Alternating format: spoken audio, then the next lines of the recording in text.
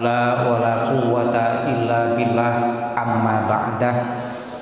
Dumateng para sesepuh bini sepuh ingkang sami-sami kita hormati, dumateng para bapak, para kiai, para ibu, sederek-sederek kula ingkang dipun mulyakaken Allah. Alhamdulillah kita diparingi kesempatan urip teng alam donya. Mugi-mugi kita sedaya saged memanfaatkan waktu kesempatan ingkang diparingaken kali Gusti Allah damel nyukuri nikmat-nikmatipun Allah Subhanahu wa taala. Amin.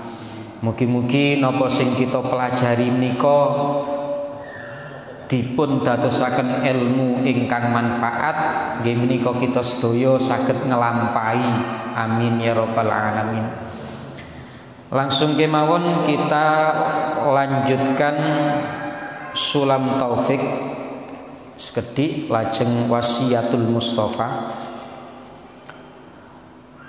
Faslun yajibu ala kulli muslimin hifdzu islamihi. Yajibu wajib ala kulli muslimin ing atase saben-saben wong Islam apa sing wajib? Hifdzu islamihi, njaga islami muslim.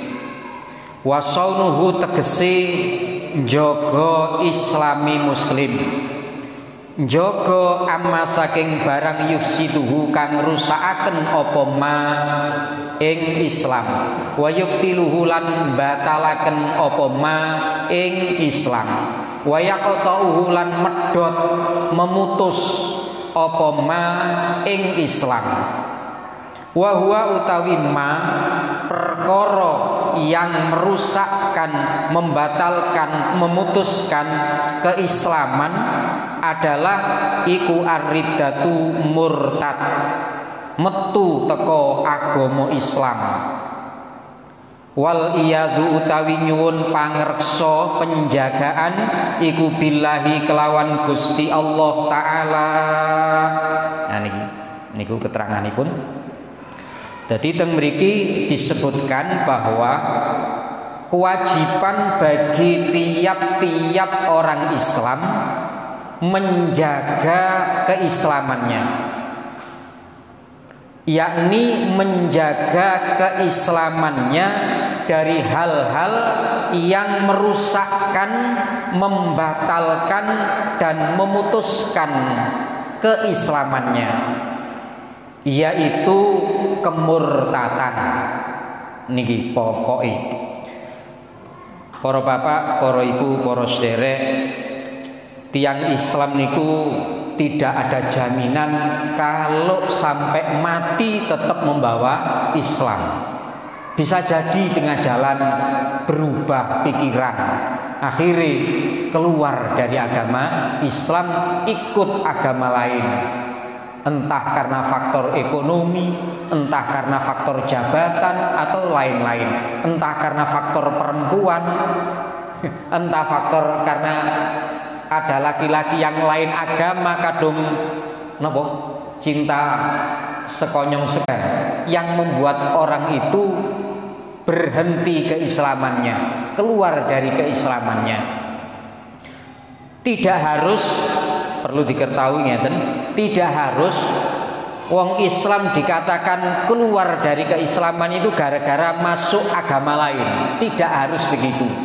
Bisa begitu, bisa jadi dia masih merasa Islam, tidak ke agama yang lain, tapi dia rusak, artinya Islamnya hilang dari dirinya. Dia tidak lagi beragama Islam.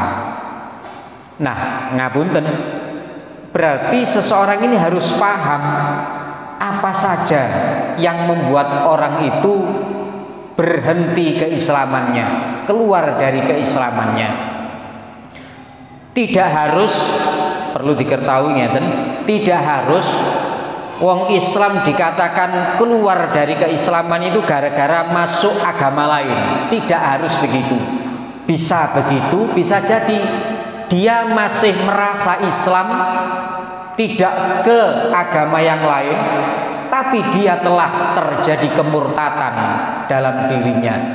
Dia merasa Islam, tapi menurut Allah dia sudah tidak Islam. Paham nggih? Sampai kaya ngoten. Lah niki repotnya kan. Repotnya kalau orang ini nggak tahu. Nggih. Nggak merasa gitu.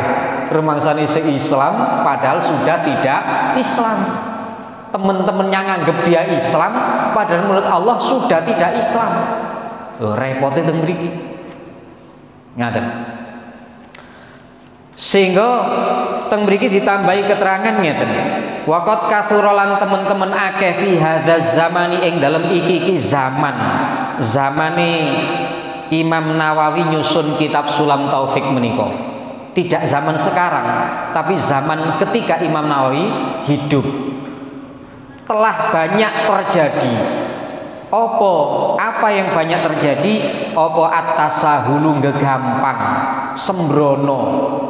Napa sembrono niku? Sembrana. Napa? Wong Jawa gak ada bahasa Indonesia. Pepeko, sembrana. Napa iki? Kadang eling kadang lali. Nggih ingin kali angen-angen saya eling nggih. Mempermudah fil kalami ing dalem guneman, omongan, pembicaraan, hatta annahu sehingga sungguh orang itu yahruju metu min ba'dihim saking setengah wong iku kabeh apa alfadun pira-pira ucapan tukhrijuhum kang ngetokaken apa alfadun ing wong iku kabeh ngetokaken anil islami saking agama Islam. Niki cerita ngoten Imam Nawawi. Dan sungguh, berarti beneran nggak perlu diragukan. Sungguh ini, sungguh telah banyak terjadi di zaman ini sembrono, ngapa sembrono? Mempermudah, gegampang, meremehkan, nggih, betul, meremehkan dalam ucapan, sampai dari sebagian mereka telah keluar kata-kata yang membuat dirinya keluar dari agama Islam. Gara-gara ngomong sing salah, akhirnya dia telah murtad, keluar dari keislamannya. Lah ngomong nopo niku? Lah niku mangke diterangaken terusane. Dan repotnya, anehnya diterangkan teng mriki wala yarawna lan ora nekotaken sapa wong akeh, tidak meyakini zalika ing mengkono-mengkono kata-kata yang membuat keluar dari Islam, ora diyakini dzanban ing dosa fadlan apa maneh angkaunihi saking anane per wong iku kufron kufur. Nah, dan dia dan mereka tidak meyakini itu sebuah dosa, apalagi meyakini kalau itu adalah kufur, tidak Islam. Tidak sampai meyakini. Kenapa nggak meyakini? Karena dia tidak tahu nek ngono iku dosa, nggak ngerti kalau itu setelah terjadi murtad. Akhirnya dia merasa aman-aman saja. Ngapunten para bapak, nek badhe napa niku akad nikah semuanya dan disunahkan untuk baca syahadat. Karena kalau nggak baca syahadat ketika orang itu murtad, maka akad nikahnya menjadi tidak sah. Syaratnya kan harus Islam, gitu kan? Jadi manten berdua harus Islam, yang ngakati juga harus Islam, yang jadi saksi dua orang itu juga Islam, walinya juga Islam. Lah kalau ternyata ada yang murtad, maka tidak sah akad nikahnya nih. Kalau terjadi hubungan suami istri, maka menjadi zina. Naudzubillah. Dan ini pentingnya. Akhirnya dijak moco syahadat bareng-bareng nih kok ya. Niku dalam rangka antisipasi mawon. mbok menawa terjadi sudah dikembalikan kepada agama Islam dengan diajak membaca 2 kalimat syahadat. Kalau seandainya tidak ya tidak apa-apa, sudah dapat pahalanya baca kan ngoten mawon. Niki perlu. Mulane janji salat nggih ngoten maca syahadat riyen nggih mboten napa-napa, mbok menawa.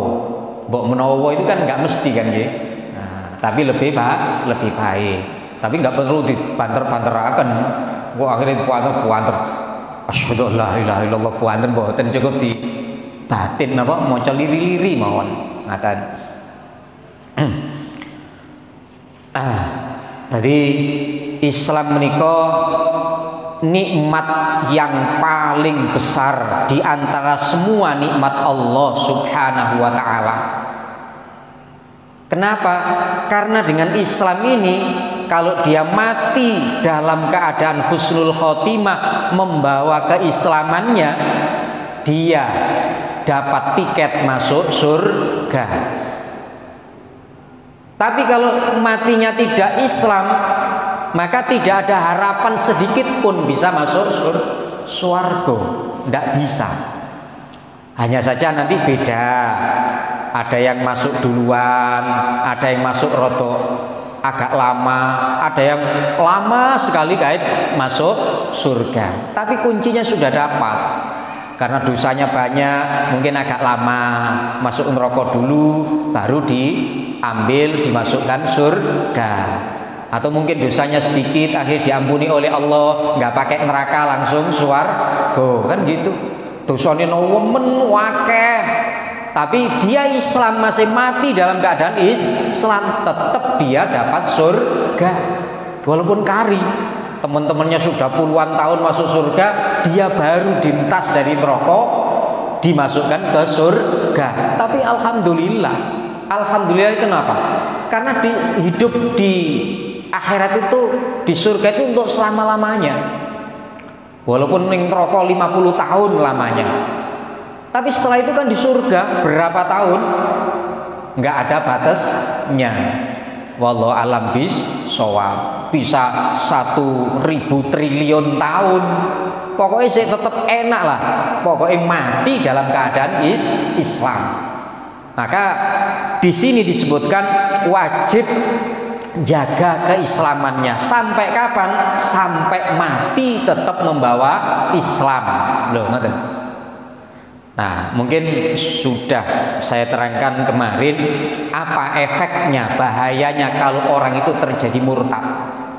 Efeknya nopo? Pertama diterangkan tentang keterangan ini dalam syarahnya Sulam Taufik.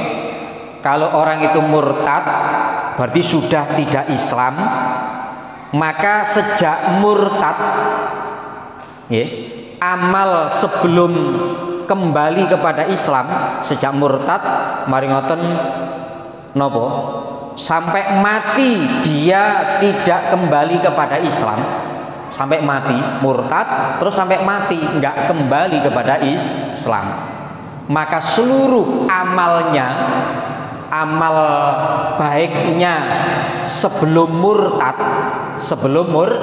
itu dihapus semuanya oleh Allah Ta'ala.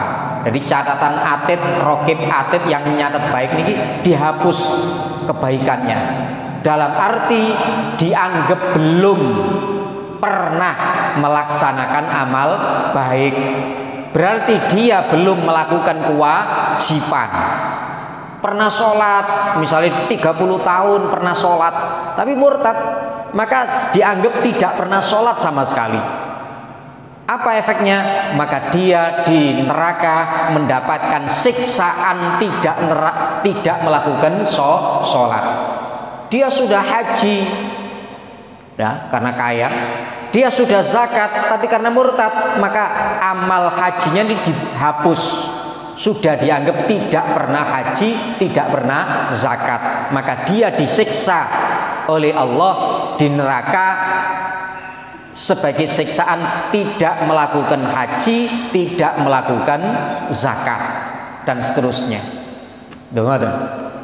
Tapi menawi ngeten, kalau dia murtad kemudian 2 tahun kemudian kembali kepada Islam, mun 2 tahun kembali kepada Islam, mati dalam keadaan Islam. Maka apa yang terjadi dipun terangaken teng mriki, maka amal baiknya tidak dihapus, hanya pahala amal baiknya yang sebelum tobat, sebelum kembali kepada Islam itu dihapus. Paham ya? Jadi yang dihapus pahalanya, catatan amal baiknya tetap ada. Berarti dia dianggap sudah melaksanakan kewajiban, tidak ada siksanya. Tapi amal kebajikan yang dilakukan sebelum kembali kepada Islam itu nggak ada pahalanya. Paham ya? Pahalanya nggak ada. Jadi unsume wong-wong oleh bayaran, ngapunten, pahala cara bayaran mlebu swarga dibayar. Oh, ganjarane salat duha harus dipersilakan masuk pintu duha. Oh, misalnya dia pernah sholat duha di masa sebelum kembali kepada Islam, masih murtad itu, maka itu nggak ada pahalanya, nggak boleh masuk lewat situ, karena dianggap dihapus pahalanya, bayarannya dibatalno, nggak jadi. Eman kan dia, wis kadung kerja, gampangane cara kerja pirang 20 tahun nggak ada bayarannya sama sekali gara-gara murtad. Niki bahayanya. Sekali lagi pindah malih. Jadi kalau dia tidak kembali kepada Islam, semua amal baiknya dihapus. Kalau dia kembali kepada agama Islam, amal baiknya tetap ada, tapi tidak berpahala. Lah niki pun intine teng mriku. Kan penting sangat niki. Nah, akhirnya di sini dipun terangaken waridatu utawi murtad iku salah satu aksamin ono telu piro-piro bagian. I'tiqadatun, siji murtad bangsa keyakinan, wa af'alun lan nomor kali murtad bangsa perbuatan, wa aqwalun lan murtad yang ketiga murtad ucapan. Artinya ada murtad yang ditimbulkan dari keyakinan, salah meyakini bisa menjadi murtad. Berbuat sesuatu yang salah itu juga bisa menimbulkan murtad. Ucapan yang salah itu juga membuat murtad. Tapi tidak semua ucapan enten mangke perinciane. Wa kullu qismin utawi saben-saben bagian iku yatasya'abu dadi bercabang-cabang apa tiap-tiap bagian syuban kelawan piro-piro cabang kasirotan kang akeh. Ngaten, tiap-tiap bagian dari murtad yang 3 jenis wau ini akan menjadi bercabang-cabang, menjadi banyak. Misalnya itikad macamnya berapa, perbuatan nopo mawon, ucapan apa saja yang menimbulkan murtad, niku diterangkan sedaya mriki wau. Nah, niki dicuplikno sekedhik riyen, faminal awali mongko iku setengah saking sebagian di antara murtad yang pertama yaitu murtad itikad, keyakinan, asyaku utawi mamang, meragukan fillahi ing dalem wujude Allah, wa fi au fi rasulihi utawa utusane Allah, awil qur'ani utawa Quran, awil yaumil akhiri utawa mamang ing dina akhir. Kalau pedot untuk berikirin ini diantaranya keyakinan yang menimbulkan murtad yaitu ragu-ragu akan wujudnya Allah. Jadi kita pun Islam terakhir mikir-mikir, iya, wong Allah itu nggak pernah kelihatan. Sebenarnya enak temen apa enggak sih? Wah, tadi pikirannya ya. Itikad tidak diucapkan teng jerone ati, di batin ngoten. Sebenarnya Allah itu ada benda. Ya apa ya? Paling gak enak. Mungkin ya enak ngoten niku. Nah, ngeten iki bisa terjadi murtad. Maka sudah tidak yakin akan wujud keberadaan Allah Subhanahu wa taala. Dalam bisa mawon saged ngeten tidak yakin akan kekuasaan Allah nggih murtad. Mosok Gusti Allah kuwasa ngatur kabeh. Padahal disebut Al-Quran Rabbul Alamin, Alhamdulillahi Rabbil Alamin, Allah pengatur alam semesta. Dia meragukan akan kemampuan kekuasaan Allah dalam mengatur alam semesta. Terus timbul ngeten, ngene iki nek gak diatur wong iko, tanpa diatur wong iko gak iso, gak bisa seperti ini. Loh ngeten iki saged murtad karena dia meyakini yang ngatur orang itu, kalau seandainya ndak ada orang itu nggak bisa, koyok-koyok Allah tidak ikut campur, ndak bisa. Walaupun diatur orang itu atau tidak, kalau memang Allah menghendaki bisa, iya bisa. Mungkin ada orang lain yang menggantikannya, kan ngoten ya. Mulane nggih hati-hati nih. Lajeng meragukan tentang terutusnya Nabi Muhammad Sallallahu Alaihi Wasallam. Nabi Muhammad itu bener utusan Gusti Allah. Aku lak ro ceritane tok. Oh jadi cerita iko ngene. Tapi bener temen paling enggak temenan lah ngoten niku. Dan itu terjadi murtad, gak yakin lagi. Padahal dia sudah menyatakan syahadat asyhadu anna Muhammadar Rasulullah. Loh kok iso gak percaya, ragu loh. Nah niki. Atau meragukan tentang Quran. Mikirin ngeten, Quran ini bener gak dari Gusti Allah? Apa karangane Muhammad dewi? Mungkin karangane Muhammad dewi. Lho ngoten iki murtad. Ngapunten para bapak, para ibu, para sederek, agama itu ada dua, agama napa nggih? Agama samawi kali agama yang tidak samawi. Samawi niku samawati dari langit. Samawat, samaun. Agama yang turun dari langit, artinya niku jenenge napa nggih? Yang satunya hanya rekayasa manusia. Ngoten. Nah, sehingga keterangan niku dipun jelasaken kafir nggih dibagi dua. Kalau dari timbulnya agama ini, ada kafir kitabi, ada kafir wasani. Kafir kitabi itu kafir non muslim yang pernah diberi kitab oleh Allah Ta'ala. Ini ku Yahudi dan Nasrani dan Zabur niko barang. Nanti yang pernah diberi kitab oleh Allah Subhanahu wa Ta'ala yang zaman saniki. Niku kafir kitabi. Karena zamannya zaman Nabi Muhammad, ya aturannya Nabi Muhammad, pangerane podo. Nah, kemudian kafir wasani yaitu non muslim yang tidak punya kitab dari Allah. Ya kitab ngarang dewi, kitab karangan manusia sendiri. Ini namanya kafir wasani, istilahnya ngoten. Nih, nah, niku perlu sekedar diketahui mawon. Nah, menawi misalnya orang ini meragukan apakah Quran itu dari Allah ya. Jangan-jangan itu karangan Muhammad, rekayasa Muhammad. Seperti pernah dituduhkan orang-orang dulu kepada Muhammad bahwa Quran itu adalah hasil karangan Muhammad. Timbul ragu. Lah niki nggih saged murtad. Nah, supaya ndak murtad nggih kita belajar. Gak mungkin lah nek Quran itu karangan Muhammad.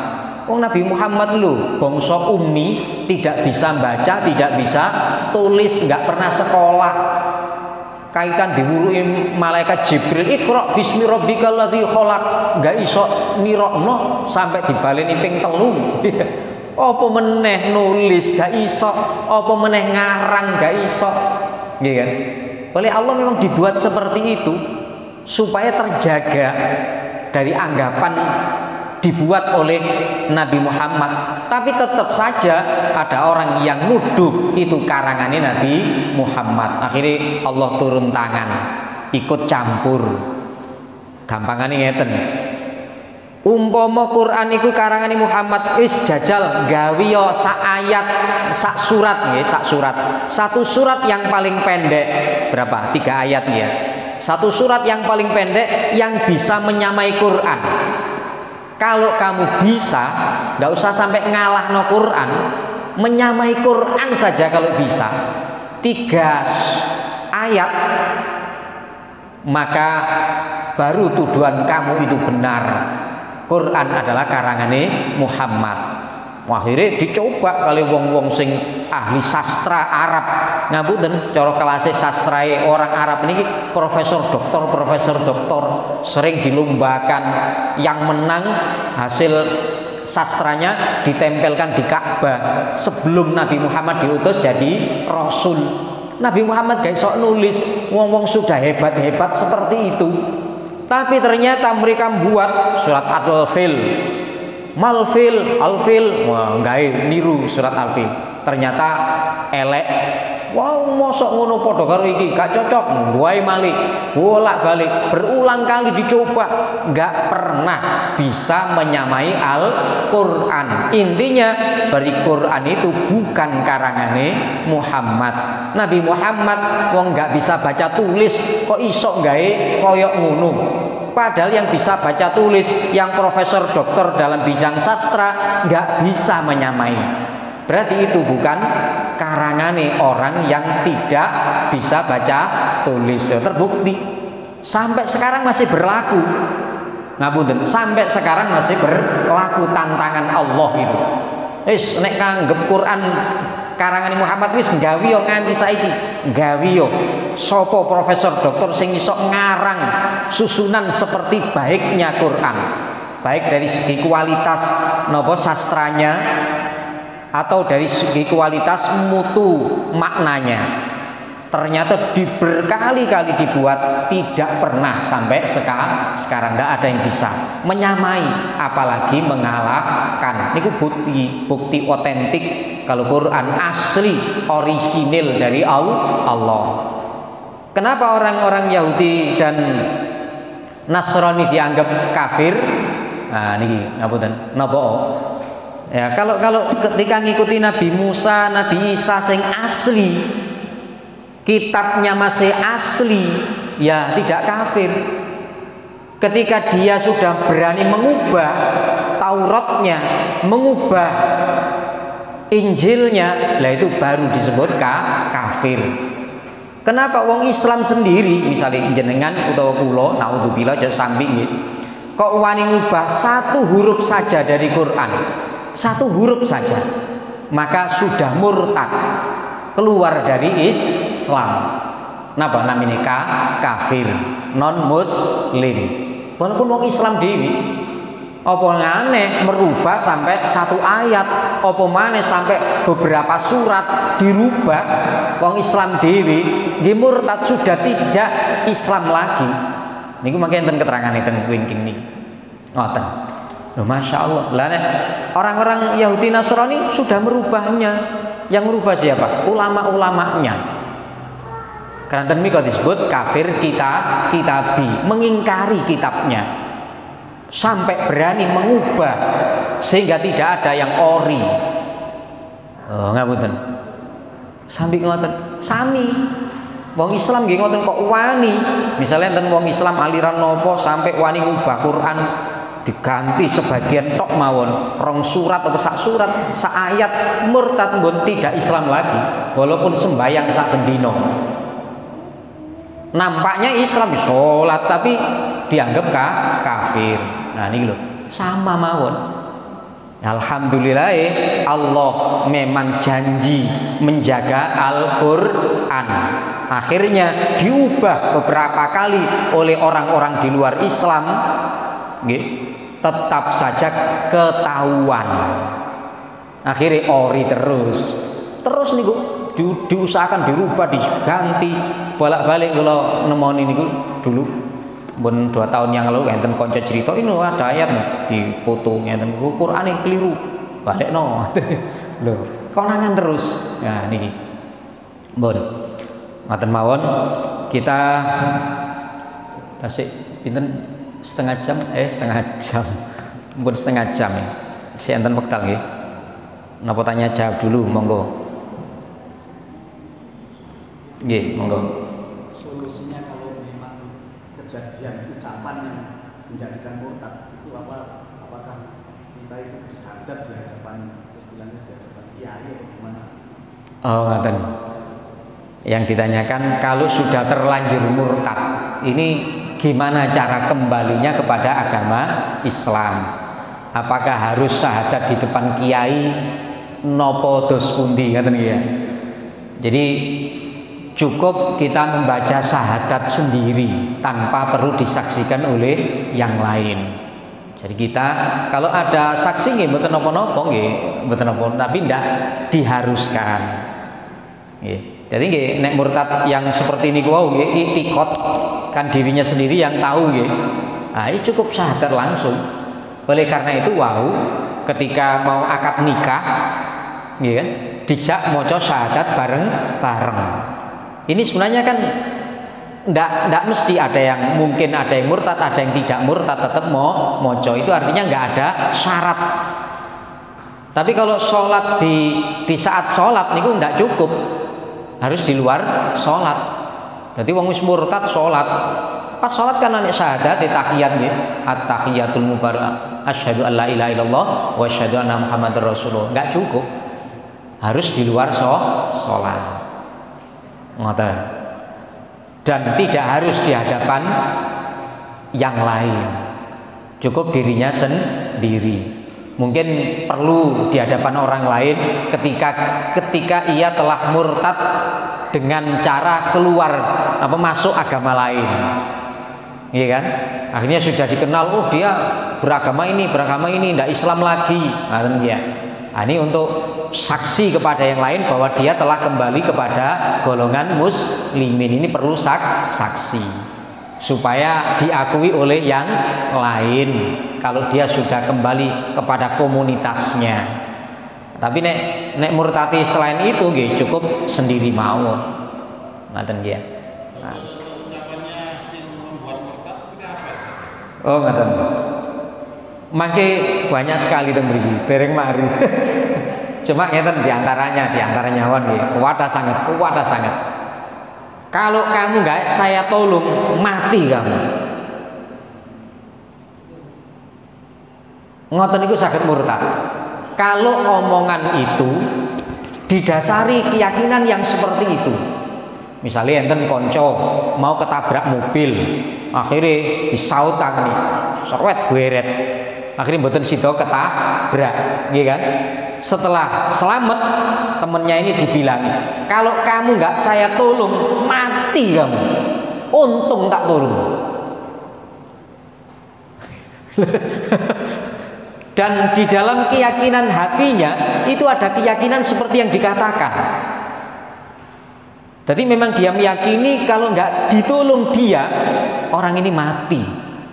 Loh, ngoten niku murtad.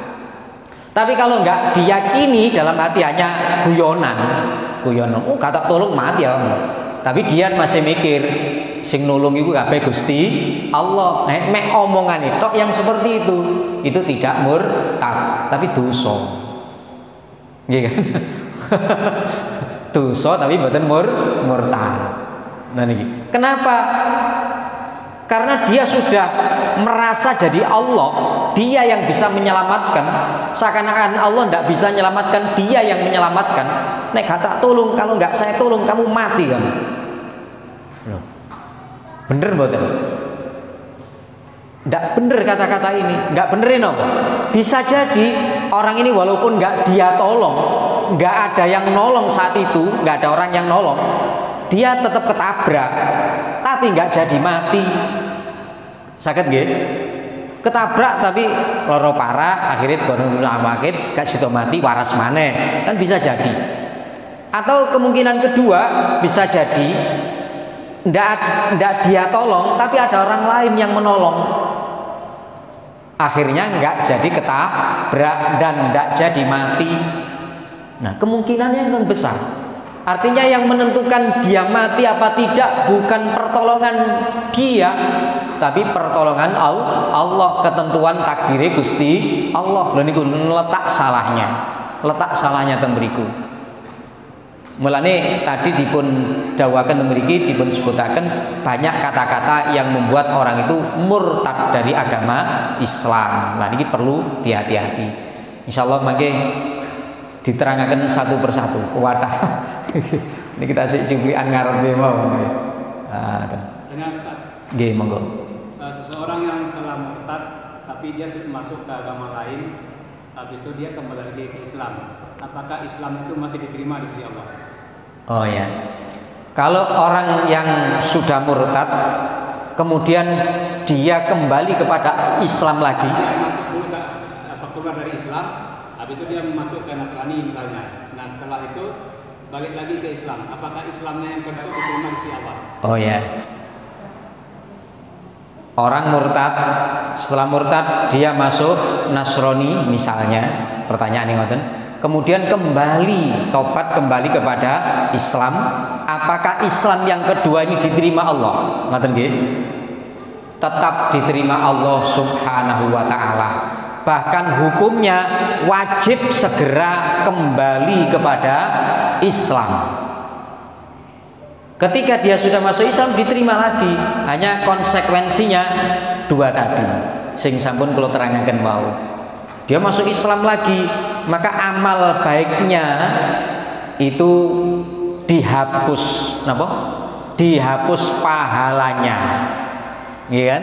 Tapi tidak dihapus amalnya. Niku saja. Dihapus pahalanya saja sebelum kembali kepada agama Islam. Tapi setelah dia masuk kembali kepada agama Islam untuk yang kedua kali niki, yang niki diterima kabeh. Berarti catatan baru, baru diterima. Lebih baik ngeten wong belum pernah Islam, mbon umur 50 tahun, kait mlebu Islam. Wah niki, maka dia dianggap koyok bayi barulah lahir. Luwih enak malih. Bayi barulah lahir. Jadi hitungannya ya sama. Tapi nek repotnya mboten mau kembali kepada Islam. Naudzubillah. Ngoten, Pak. Nggih, monggo. Kalau kita ngomong mengenai pengobatan Ustaz, kalau kita ngomong masalah berobat di dokter itu nanti kan sembuh atau dengan obat ini bisa sembuh. Itu gimana Ustaz? Nggih. Ada orang ngomong kalau pakai obat ini bisa sembuh. Kalau berobat ke dokter sana bisa sembuh, ngoten nggih. Nah, niki dos pundi omongan yang seperti ini. Ini kalau omongan ini hanya sekedar nganggep kebiasaan itu biasa nih, walaupun nggak diomongno biasa nih, nggih. Dalam arti ning jero ati ku ngomong nek nang obat nang dokter iso sembuh, bisa sembuh. Ngoten. Ini dalam itikadnya biyane iso sembuh. Niku mboten napa-napa. Tapi kalau meyakini dengan dokter ini sembuh pasti tanpa mencampur napa? Tanpa pertolongan Allah, niku mboten oleh murtad. Tapi kalau hanya sekedar ngeten minum obat ini insyaallah sembuh, lah luwih sae malih. Kalau berobat ke dokter sana insyaallah mudah sembuh, luwih sae malih. Jadi ngapunten, dalam hukum Islam itu ada 3 hukum, ada hukum syar'i, hukum adi, ada hukum akli, 3 macam. Ya yang syar'i itu ya wajib, sunnah sampai 5 biasanya niku nggih. Nek hukum akli niku ada 3. Ada wajib, mohal dan napa? Jaiz. Ngoten. Jadi kemudian adi nggih ngoten, adi niku hukum kebiasaan. Nah, kalau itu masuk dalam ranah hukum biasa nih, jadi ngomong nek nang dokter kono waras, tapi dalam hatinya ini biasa nih keyakinan ngoten niku mboten dosa, mboten napa-napa. Sama dengan bacok pisang ya. Pisang pakai pedang ya.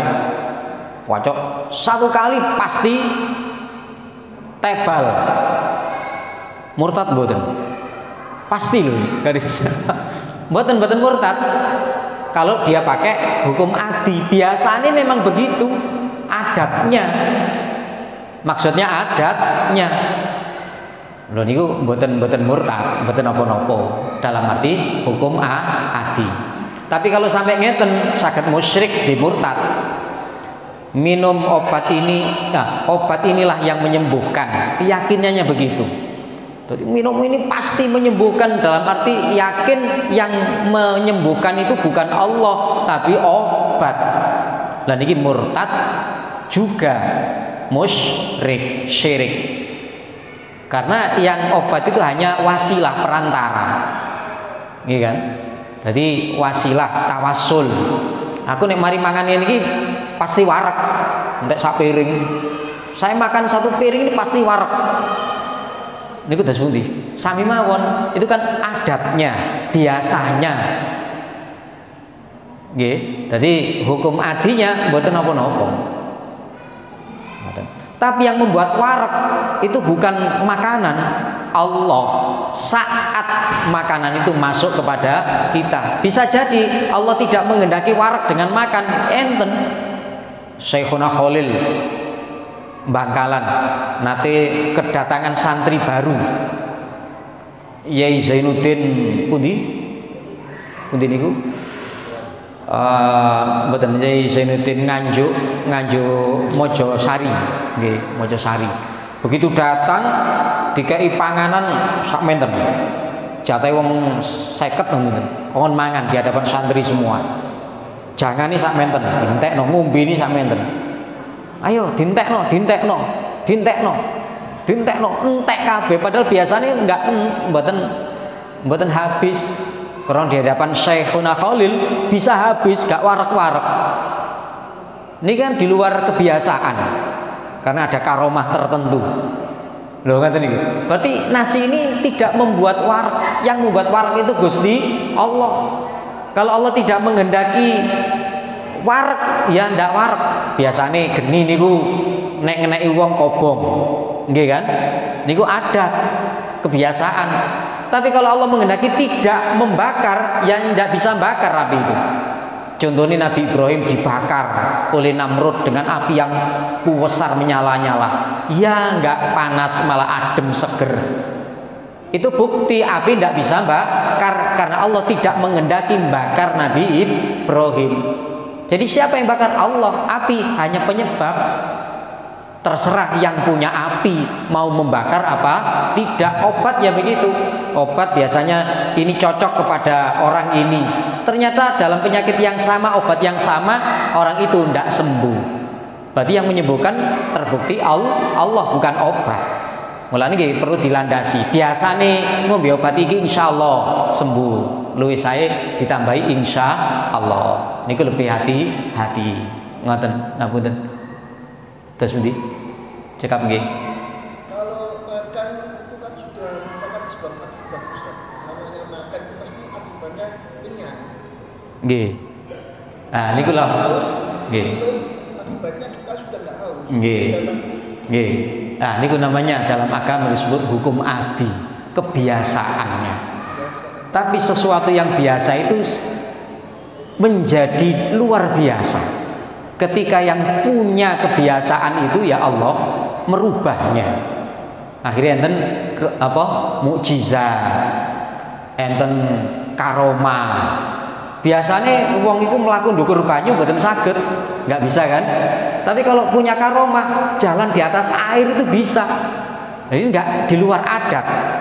Nah ini namanya dalam Islam karomah. Untuk orang baik. Kalau untuk orang jelek sihir, ya bisa, namanya sihir. Nah, jadi niku leres memang ngoten niku, tapi dalam ranah Islam disebut hukum adi, kebiasaan. Ya, biasa itu sering terjadi, jarang tidak terjadi, jarang-jarang. Ngaten insyaallah. Mungkin nek kirang mantep nggih ditambah malih di luar forum nggih. Buat Isa, alhamdulillah. Allahumma sholli ala sayyidina Muhammad walhamdulillahirabbil alamin. Allahumma arinal haqqo haqqo warzuqna ittiba'ah. Allahumma arinal batila batila warzuqna ijtinabah. Rabbana atina fid dunya hasanah wa fil akhirati hasanah wa qina adzabannar wa adkhilnal jannata mal abrar ya azizu ya ghaffar ya rabbal alamin. Wa sallallahu ala sayyidina Muhammadin wa ala alihi washabihi wasallam walhamdulillahirabbil alamin. Ngapunten ingkang kathah mbok menawi enten kirang jelas. Wassalamualaikum warahmatullahi wabarakatuh.